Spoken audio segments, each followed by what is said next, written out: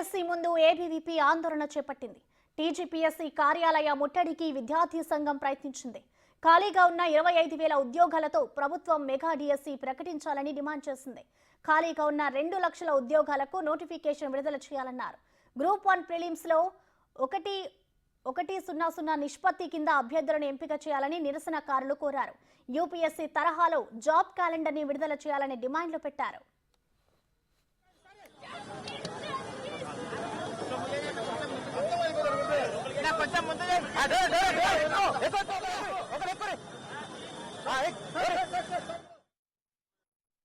Congress government నిరుద్యోగులకు ఇచ్చిన హామీ ఒక్కడు కూడా నెరవేర్చలేదు.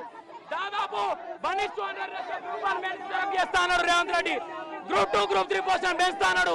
Mega DSC ప్రకటిస్తాడు. నిరుద్యోగులకు 2 లక్షల ఉద్యోగాలు ఇస్తాడు. ఏ ఒక్క హామీ నెరవేర్చలేదు. కాబట్టి ఇప్పటికైనా ఈ యొక్క హామీలను నెరవేర్చాలి. నిరుద్యోగులకు వెన్నుదండిగా ఉండి ఒక రాష్ట్ర ముఖ్యమంత్రి నిరుద్యోగ హామీలను నెరవేర్చాలని ఏబీపీ డిమాండ్ చేస్తుంది. నువ్వు ఈ రోజు అధికారంలోకి వచ్చినాక నిరుద్యోగుల హామీలు మర్చిపోయి ప్రవర్తిస్తా ఉన్నావు.